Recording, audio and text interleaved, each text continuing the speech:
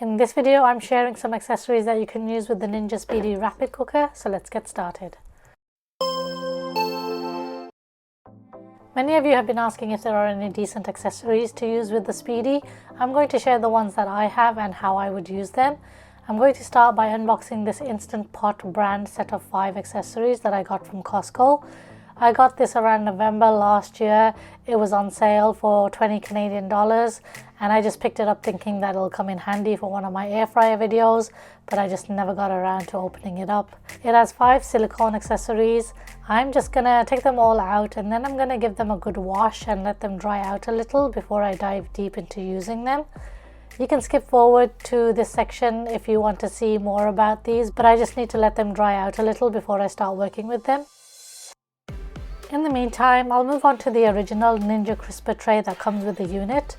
I've ordered one more of these trays for multi-layer cooking, and if I wanted to cook more using any of the steam options, I could add water to the bottom of the pot and place my food on the lower level and then place the second tray at the top level. The only problem with this is that the food on the top level will cook much faster than the tray on the lower level because it's so close to the heating element. And most of the time I do have to keep an eye on it. So I would only put something on top which I know will cook very quickly. Meaning I'll only add the top tray towards the end of the cooking cycle. So if I'm cooking something on the bottom layer that will take 40 minutes, I will then add the top layer in the last 10 minutes if I wanted to cook some softer vegetables without having to move too many things around. Or I could do it the other way around. If the top tray items are cooked, then I would just need to take out the whole tray and let the bottom tray continue cooking. I always use my silicone tongs to remove the tray, but I know some people do find it a little difficult. I just find that it's a lot easier. I have a lot more control because I can get the tips of the tong underneath this little built-in handle here and I can just pull the tray up. Next I have a 7-inch Springform cake pan, and I like to use this when I'm baking a cake. You can also bake directly in the pot, but then I find that the cake is very flat, and this one just gives it a nice round tall cake size shape. The only thing that I did find is now the heat needs to get through 2 layers, the pot and then also the cake pan. So it does take about 5 to 10 minutes extra than it would if I was cooking directly in the pot. This 8-inch round pan is my most used accessory, mostly using it to make pizzas, but I've also made chicken shawarma style and also bread rolls. And I like this one because it has handles. So I find it easier to grip onto when I'm trying to lift it out of the pot by pulling it up with my tongs and then getting a firmer grip by using a dish towel to hold it by the handle. And similarly, if I have preheated the unit first and I'm worried about burning my arm or wrist, I'll just throw a dish towel over the side and then I can just rest my arm on it as I place the dish into the pot. You can also get these without the handles, but I don't know if I would be able to, especially if it's filled to the top with food. Then my fingers may get burnt with the food, or the dish towel may end up going into it as I'm trying to take it out. You can use the pot to cook a pizza directly in it. The only thing I find is that it's very hard and awkward to take the pizza out because the pot is quite deep and sometimes the toppings on the pizza and all the cheese just slides off. So I find it's easier for me to make pizza in this baking dish, and it also makes a nice round shape of the dough because I let the dough proof in this baking dish as well at the same time instead of proofing it in the Ninja Speedi. Unfortunately, I can't fit in my 10x8 muffin tray. I'm not sure if there are any 8x8 or even 7x7 would be perfect, I think.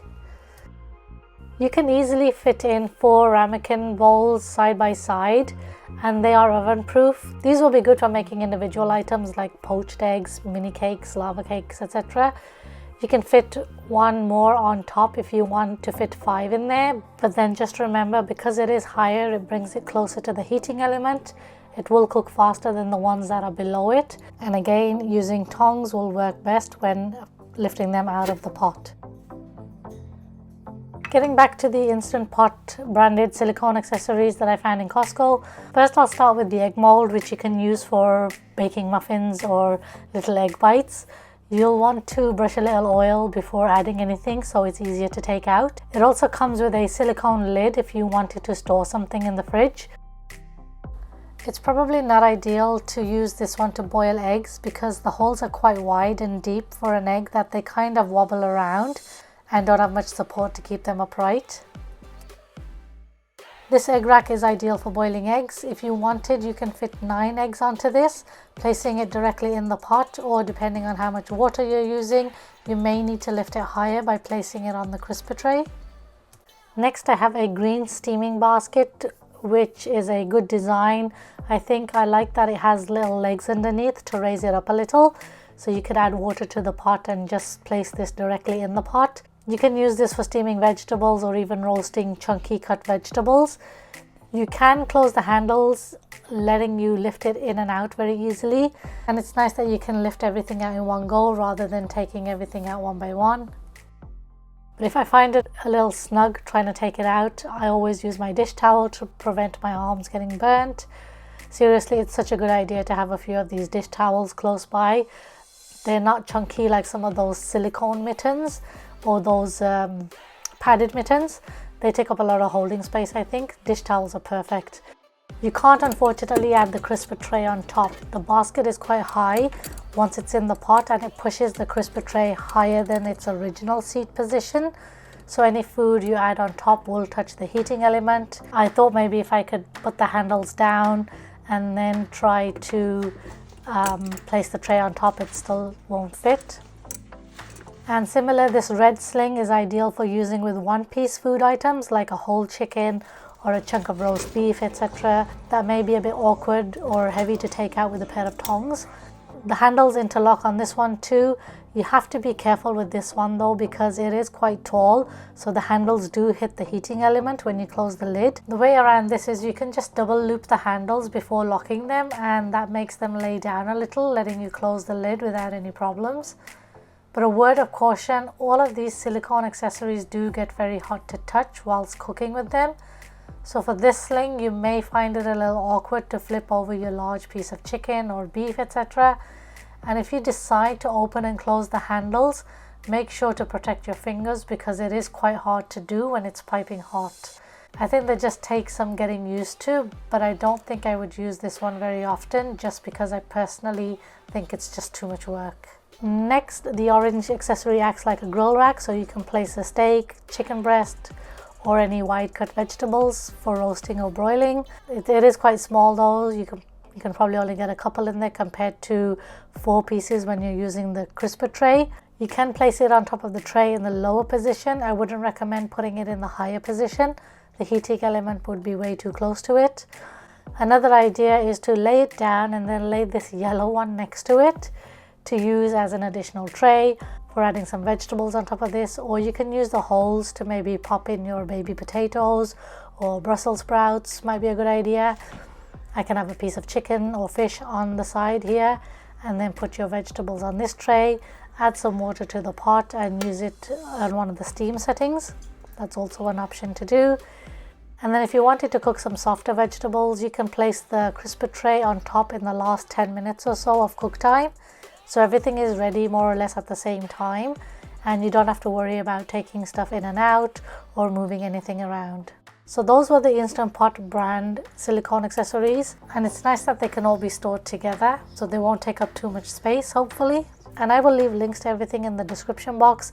Depending on where you're located, you may or may not find them as a set, or you can find them separately, or I may try to add some other alternatives to it.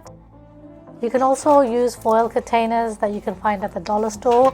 You can fit 2 of these 5-inch trays in, an 8x4 rectangular loaf pan if you wanted to bake a loaf cake or bread, and you can also fit in a round 8-inch foil pan. These are good for making one-off things here and there, otherwise they're not really very cost effective. You'll have to keep buying them and then throwing them out. I also have this silicone baking tray lying around. I bought it many years ago during Easter season. I baked in it a couple of times, which is why I have these marks on it. But the quality of the silicone on this is not very good compared to the Instant Pot ones.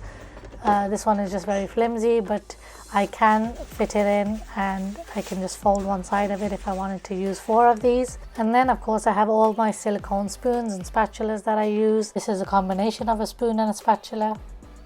This one has a little brand name which is in plastic.